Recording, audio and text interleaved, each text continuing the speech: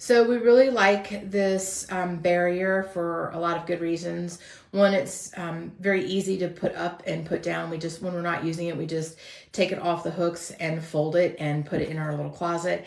But we did like about it was the versatility of how we could actually hang it. So we did not want our whole hallway to be cut off because we still wanted to be able to have access to the bathroom so that we could do that. But we did want the dogs to be able to be behind the barrier. They still have access to the bedroom doors when they're open, so they didn't have just this hallway to stay. It would have been fine for the short amount of period that we were using it anyway if this is what they had.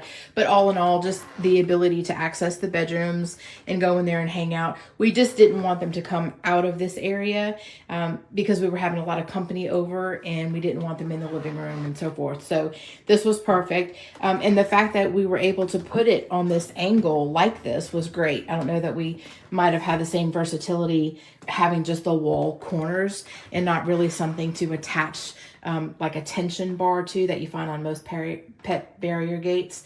What we will do the next time we go to use it for a longer period of time for our needs is we're going to go ahead and attach that middle hook. So this has the adhesive or the screw. We used the screw because the adhesive wasn't strong enough. I think that was a great idea, but adhesive just is not strong enough to keep this on the wall. And so it comes with 6, so there's 3 on each side. And again, we only used the top and the bottom. And so what we found was because this middle piece right here wasn't attached, it gave them that opportunity to kind of maneuver through this opening here and just kind of maneuvered enough to finally let the barrier kind of come down so they could get through it or over it. And so I think once we get the middle ones attached, they won't have the opportunity to do that. They kind of figured out in short order once we started kind of putting them back behind it that, hey, this is where we needed to hang out. But again, it's pretty big. My dog is a Belgian Mal. Come here. Up. And so he's pretty tall. So you can see that he's got, he's not going to jump over that. He's older, but even, I don't know if a younger dog now, if a younger dog jumps on it and puts their paws right here, yeah, that's probably not going to be very helpful. We didn't have to use it for stairs, so we didn't have a barrier like that. But just for us, for the needs that we needed, it was just a temporary barrier. They could still see us, which was helpful because they wanted to be able to know what we were doing. So they were able to still kind of see into our living room and be confined enough so that they weren't all up in our spaces. So I liked it. I would say boo for the adhesive. Definitely use the screws.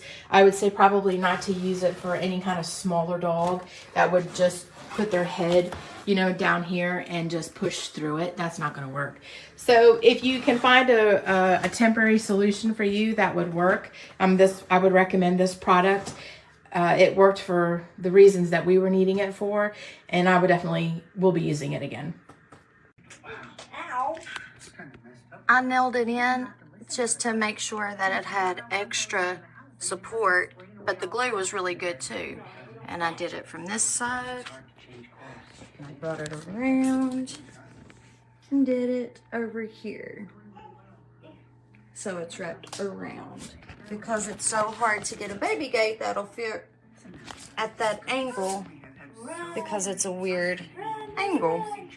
And this works perfectly. Not sturdy at all. Popped off, ripped a hole in the wall, ended up trying to use screws. That ends up ripping.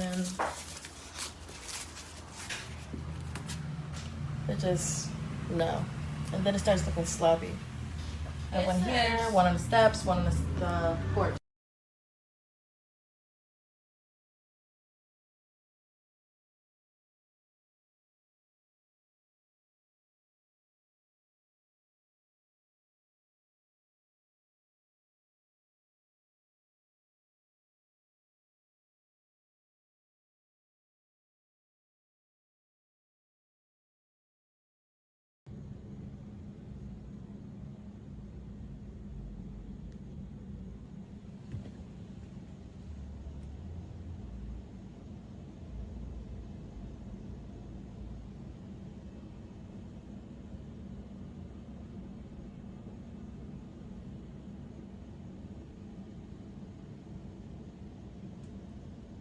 Not too bad.